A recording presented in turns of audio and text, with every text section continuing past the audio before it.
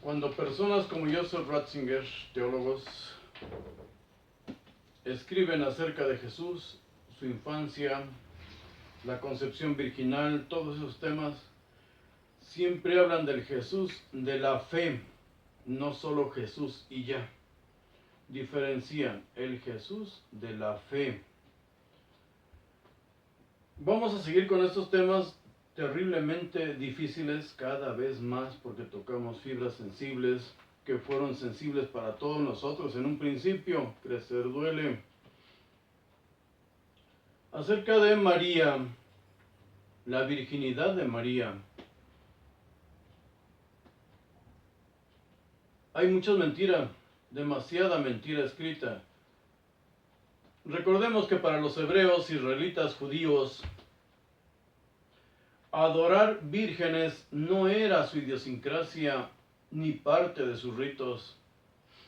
Tener vírgenes en el templo era una costumbre griega y romana. Templo de Cibeles, los ritos dionisíacos, los ritos órficos. Para los israelitas la mujer debía tener hijos, de lo contrario sería una maldición. O sea, totalmente lo opuesto a los griegos y romanos. La mujer se salvará pariendo hijos, dice el mismo Pablo en 1 de Timoteo 2:15. Literalmente dice esto: pero se salvará engendrando hijos, si permanece en fe, amor y santidad, con modestia. El nacimiento virginal, Osiris, fue una adaptación tardía del cristianismo, sobre todo en Egipto, y lo vemos con los evangelios gnósticos. No hay una profecía que hable de una virgen dando a luz. Eso es mentira. La filosofía griega influyó en Israel, pero mucho después de los tiempos del primer Isaías, porque según los teólogos, los exégetas, por lo menos tres Isaías escribieron, y en un lapso de 250 años de diferencia. Isaías 7:14 habla de una joven que ya está encinta, no que concebirá. Y debemos notar la diferencia entre lo que es un adjetivo y lo que es un verbo en futuro. En hebreo, alma hara yodelet no dice lo que nos ha enseñado la iglesia. La iglesia miente. Alma significa joven, no virgen. Virgen es Betulá. Y hay demasiados pasajes en la Biblia, en el Antiguo Testamento, donde aparece la diferencia. ¿De qué están hablando? Hará, embarazada, encinta, preñada. No que concebirá. Es tiempo presente, no futuro. Y es adjetivo, preñada. No se preñará. Embarazada. Está embarazada. No es un verbo. Lo tomaron ellos de la traducción griega y ahí empiezan los problemas. Ahora, yodelet es parturienta o en vías de dar a luz. Literal dice, alma hara yodelet, la joven ha concebido y dará a luz. Recordemos que todas las profecías son en tiempo presente. Se le está hablando al pueblo. Sin pueblo no hay profecía. Una advertencia al pueblo para que reaccione, huya o pelee. No para cientos o miles de años después. Para eso están los que en visiones, dicen ellos. En sueños se me apareció. Es algo muy diferente. Otra cuestión importantísima, el ruach y kabod en hebreo siempre aparecen juntos o indistintamente en el Antiguo Testamento, pero son en referencia a la gloria de Dios, a la presencia, a la aparición, la gloria de Dios.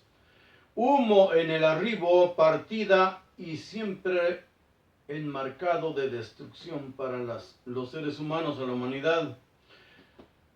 Cuando Yahvé hace sus maravillas, destruir. Por eso dice, no podrás ver mi gloria. Y ahí, cuando habla de su gloria, aparecen las palabras Ruach y Kabod. Es soplo, viento relacionado con la gloria de Dios, con el viento ocasionado por el vehículo en que arriba o parte Yahvé. Por eso los relatos de los querubines, que monta en un querubín y sale. No es Espíritu Santo. Y nadie en el Antiguo Testamento se había embarazado del Ruach o el Kabod. Samuel, Sansón, sus relatos nos hablan de que son hijos de los malach, de los mensajeros.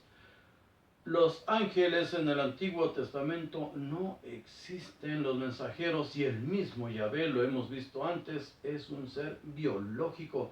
Y estos no se alcanzan a ver esa imagen del niño de las estrellas.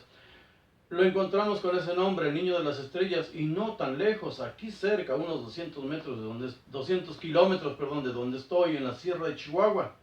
Y no era con vírgenes de la Sierra Tarahumara, entre las indígenas, no. Buscaban simplemente esos seres, mujeres que estuvieran en días fértiles. Eso las hacía llena de gracia. O sea, estás en el momento justo. Y estos eran sus críos. Lloyd Pye, un científico, nos lo explica. Si lo buscamos en la red, nos lo explica tal cual. El niño de las estrellas. La profecía de Isaías 14, Dios habla personalmente con Ahaz. Lo vemos en el versículo 10. Dios está hablando, no con Isaías, no es un profeta que esté hablando de lo que le vino por inspiración, le vino por revelación, es un diálogo entre los tres. Yahvé, Jehová, como le quieran llamar, Ahaz, el rey, y el profeta están interactuando juntos. Vean el versículo 10, 14, 10 de Isaías. En el versículo 14, es el mismo Dios quien le dice al rey que pida una señal. Y léanlo. No es un profeta profetizando, está transmitiendo mensajes de su Dios. Es una charla entre ellos tres, lo repito, entre el rey Ahaz, el profeta y su Dios Yahvé. Pero, ojo, cuando le dice Dios a Ahaz, directamente a él, que le pida una señal, y le dice ahí, a tu gusto, pídeme una señal a tu gusto. Ya sea del profundo infierno, o sea del Seol, o de arriba en lo más alto, porque Él es Dios del infierno y del cielo, supuestamente. Esto lo leemos en Isaías 7:11. En el 7:14, Ahaz no quiso pedir una señal para no tentar al Señor. Por eso más adelante vemos que Jesús dice, al Señor tu Dios no tentarás. Dios se enoja y dice, Él mismo, o sea, yo mismo, te daré la señal. Una joven embarazada parirá un hijo y se llamará Emmanuel. Dios se lo está diciendo a Ahaz.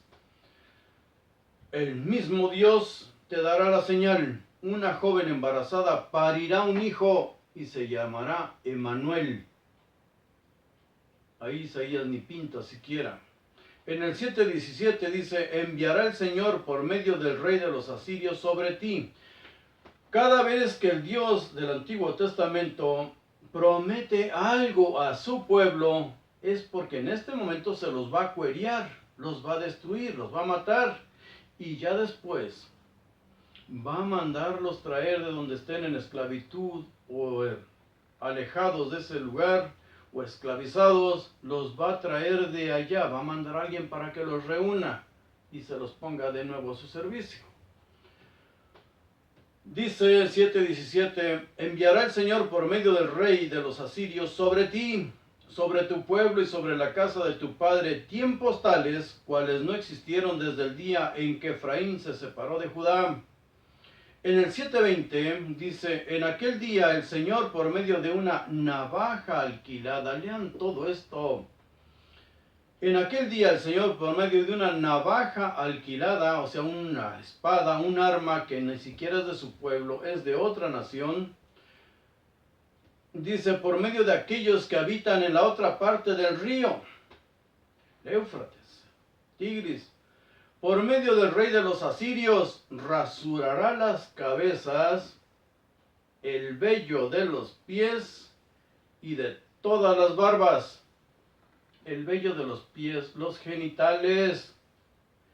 Les está diciendo, por medio de la espada de los asirios, yo, tu Dios, te voy a rasurar la cabeza, los genitales y todas tus barbas. En el Antiguo Testamento, cuando Dios hace una promesa, lo repito, es porque va a causar una desgracia a su pueblo.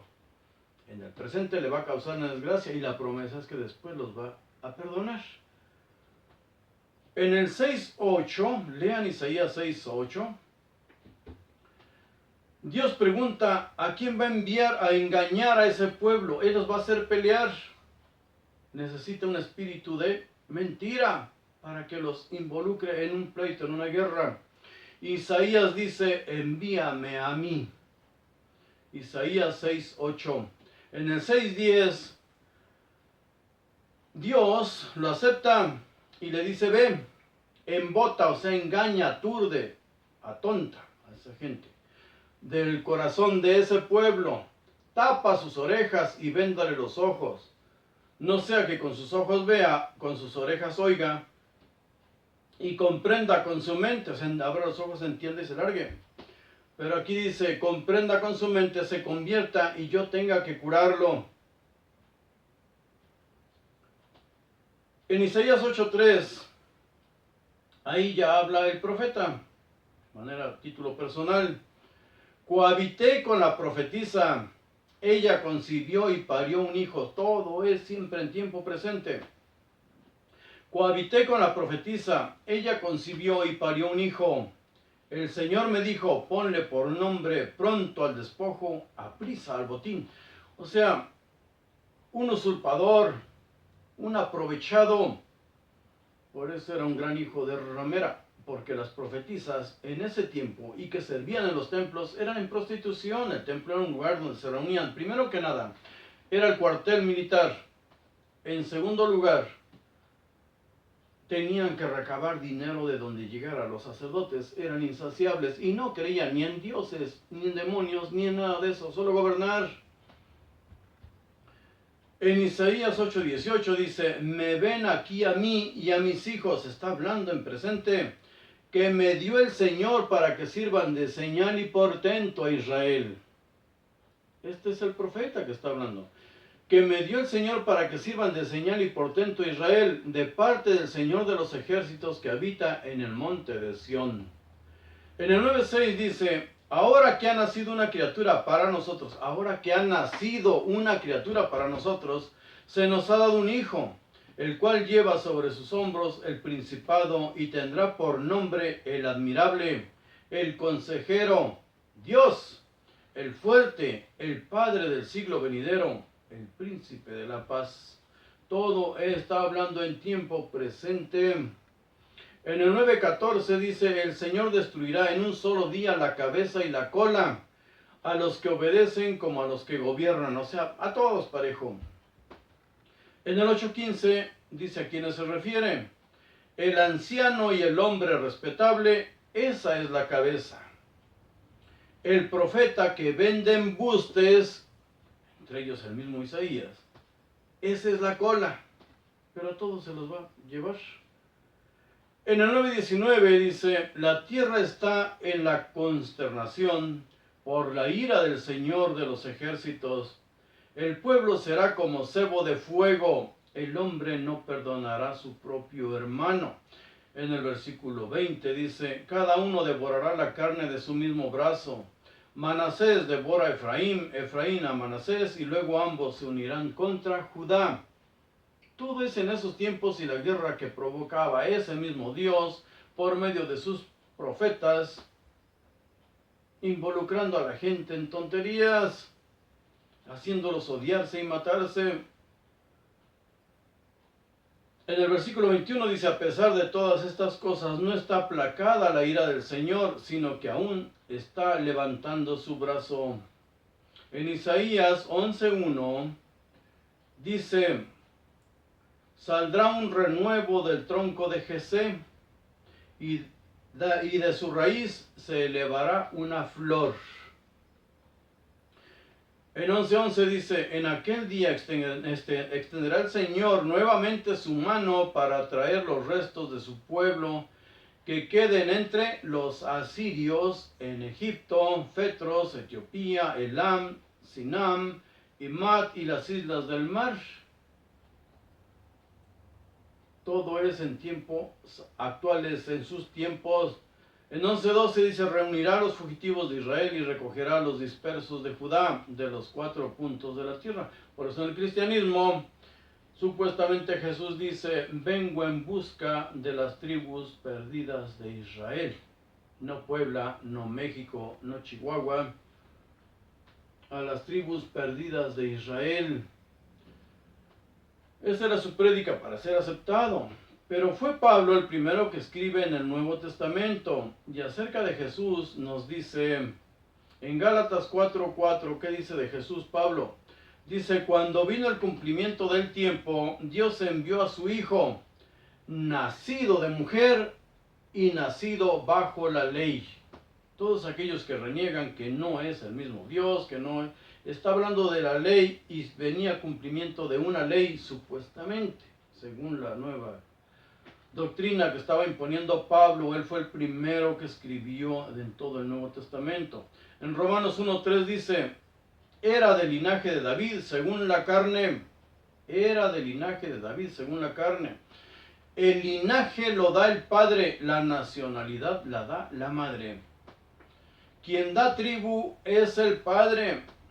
Si Pablo dice que era del linaje de David, entonces reconoce que Jesús era hijo de José.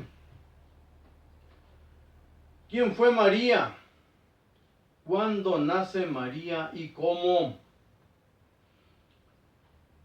Conocemos el Nuevo Testamento y sabemos lo que escribe tanto Mateo como Lucas acerca de la infancia de Jesús y por lo tanto la virginidad de María y todo eso.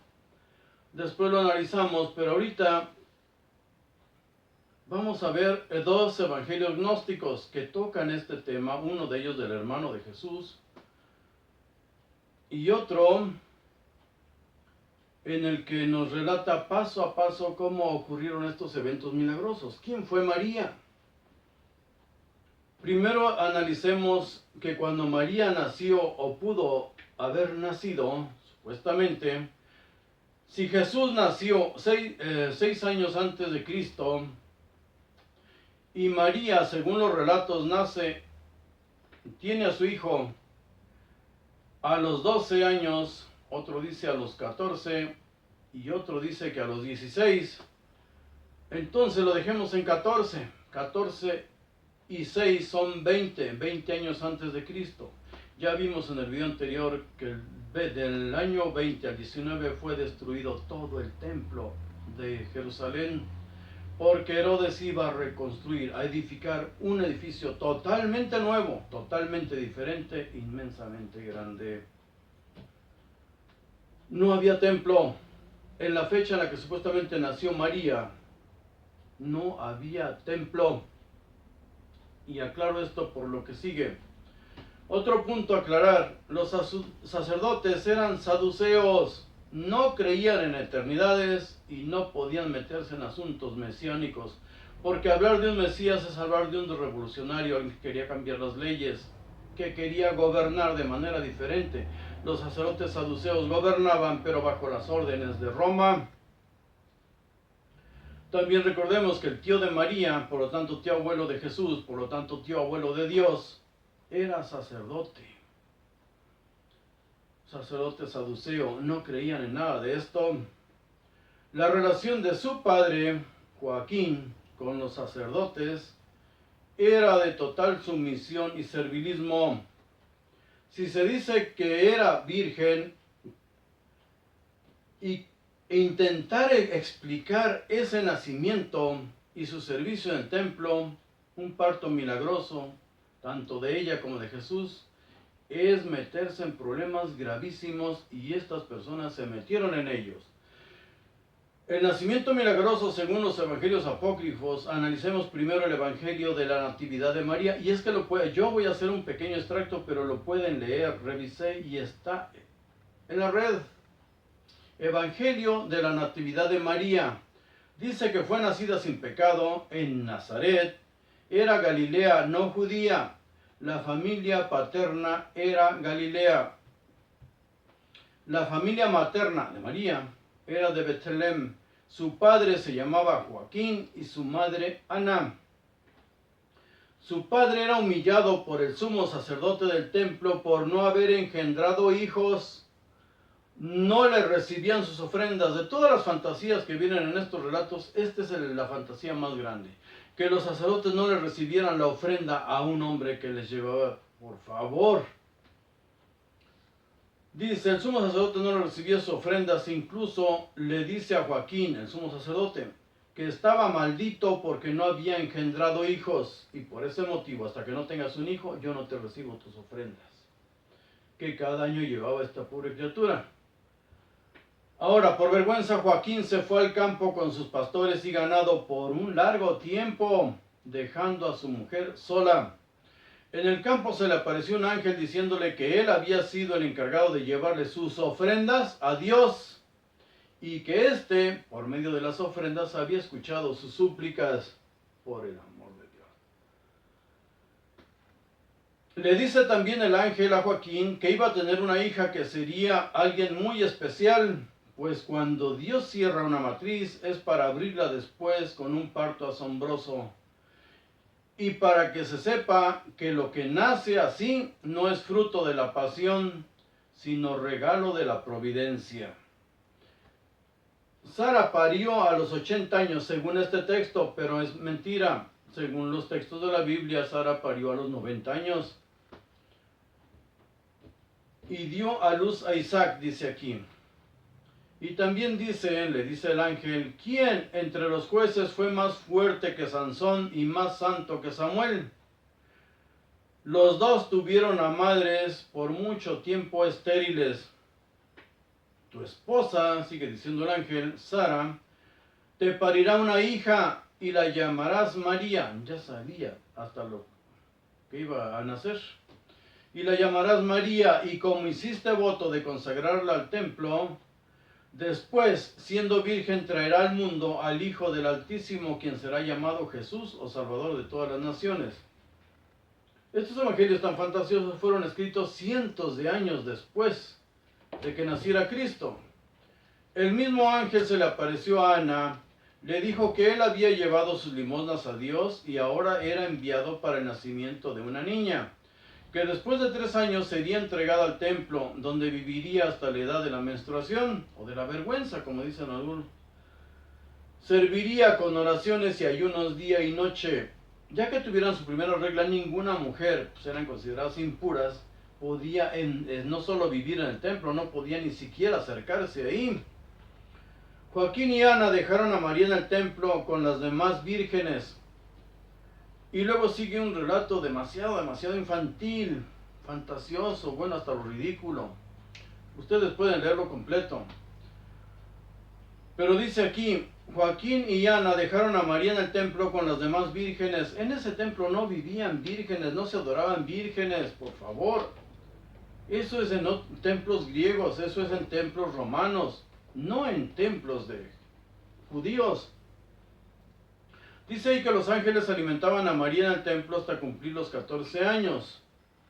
Ahora, los sacerdotes eligieron a José para que resguardara la virginidad de María, totalmente contrario a todas sus leyes, sus tradiciones, sus doctrinas. A María se le apareció otro ángel, Gabriel, y le dijo que iba a parir un hijo del Altísimo. Virgen concebirás, virgen parirás y virgen amamantarás. Después de 3 meses del día de los desposorios, José fue a Galilea para tomar por esposa a la mujer que le habían entregado. La vio con el vientre hinchado, embarazada, y como hombre justo no quiso entregarla para que la mataran. Y también dice, y como hombre piadoso no quería infamarla, haciendo recaer en ella la sospecha de fornicación. Recordemos que en el Nuevo Testamento sí dice los judíos le dicen a Jesús, nosotros no somos hijos de fornicación, o sea que el chisme sí se regó. Pensó en disolver secretamente su matrimonio y devolverla. No se habían casado, pero soñó con un ángel que le decía que lo que había dentro de María no era nada vergonzoso, pues no era obra de un hombre, sino del Espíritu Santo. Él tomó a María por esposa, pero no la conoció. Aquí dice que la tomó por esposa. Y antes decía que iba a disolver el matrimonio. El protoevangelio de Santiago, el hermano de Jesús, según el Nuevo Testamento, a grandes rasgos es el mismo relato que el del evangelio anterior. Son demasiado infantiles, no corresponden a la vida del pueblo judío, que se encontraba en constantes luchas y con el templo destruido por Herodes. Todo esto sí es histórico. Estos evangelios intentan dar unas explicaciones del por qué. ¿Y por qué? Como cuando los niños te preguntan y te acosan. Sí, pero ¿por qué? Y engáñalo. Una de las pocas diferencias es que aquí dice que María fue entregada a los 12 años, que era la edad de mancillar el templo, la edad de su primera regla. En este evangelio dice que pasó 3 meses en la casa de su prima Isabel y cada día su embarazo avanzaba y llena de miedo, así dice, y llena de miedo volvió a su casa y se ocultó de los hijos de Israel y tenía 16 años cuando estos misterios ocurrieron. Ahora bien, José llegó hasta los 6 meses de sus trabajos de construcción y entrando en su morada la encontró encinta. Después de golpearse y llorar, José preguntó, ¿quién ha cometido tan mala acción y ha mancillado a esta virgen? ¿Es que se repite en mí la historia de Adán, quien como en la hora misma en que éste glorificaba a Dios, llegó la serpiente, encontrando a Eva sola, la engañó, la sedujo? ¿Así me ha ocurrido a mí? José preguntó a María, ¿cómo te has atrevido a envilecer tu alma después de haber sido educada en el santo de los santos y de haber recibido de las manos de un ángel tus alimentos? María le contestó, por la vida de mi Señor Dios, que no sé cómo ha ocurrido. El sumo sacerdote Anás vio a María embarazada y le reprochó a José por haberlo hecho, por lo que se llevaron a María y a José para ser juzgados. Y luego viene el relato de la prueba del agua, pero ese lo vamos a tratar por separado porque es un acto de hechicería, de brujería, de magia, de verdad. La prueba del agua, dice ahí, el sumo sacerdote le aplicó a María y José la prueba del agua y los dos pasaron la prueba. Ahora habla aquí algo raro. Dice, en la fecha del censo, José dijo, voy a inscribir a mis hijos, pero ¿qué haré con esta muchacha? ¿Cómo la inscribiré? Como mi esposa, me avergonzaría de ello. Léanlo. Me avergonzaría de ello. ¿Cómo puede él hablar así de la Madre de Dios? Porque se supone que él ya sabía. Como a mi hija, pero todos los hijos de Israel saben que no lo es. Puso a María en una burra que llevaba a su hijo y la montó para llevársela al censo. A mitad del camino María dijo a José, bájame de la burra porque voy a dar a luz. José la bajó de la burra y la metió en una cueva del desierto. Dejó a sus hijos cuidándola y se fue al pueblo a buscar una partera judía. De pura casualidad, es que aquí todo es milagroso. En el camino se encontró una mujer y resultó ser partera y ser judía. Al llegar a la gruta, la cueva, una nube luminosa la cubría. La luz era tan grande que no se podía ver. El niño había nacido, pero de manera milagrosa. La partera salió de la gruta y encontró a Salomé y le dijo, vi una virgen que ha parido de un modo contrario a la naturaleza. Y Salomé le contestó, por la vida del Señor mi Dios, que si no pongo mi dedo en su vientre y le doy vuelta, no creeré que una virgen ha parido. Les digo, querer explicar lo inexplicable es caer en la locura. Entró la comadrona con Salomé y dijo a María, disponte a dejar que ésta haga contigo, que haga algo contigo, porque no es poca cosa lo que hemos estado hablando de ti. Por un malvado chisme se ultrajó a la Virgen, cuando José ni la había tocado. Y dice, y Salomé introdujo su dedo en el vientre de María. Fue castigada y después perdonada. Lean estos evangelios si tienen hígado para ellos, de verdad. No es ni para niños. Salomé se arrodilló, pidió perdón y se le apareció un ángel diciéndole, Salomé, el Señor te perdona. Carga al niño en tus brazos y será para ti salud y alegría. Después de todo esto viene el relato de Herodes y los magos. Pero vamos a seguir ahora con el nacimiento de Jesús y la niñez de Jesús, según lo que encontramos en los evangelios y en lo que escribe el mismo Benedicto XVI. Ahorita seguimos grabando eso. Esto es de verdad bastante.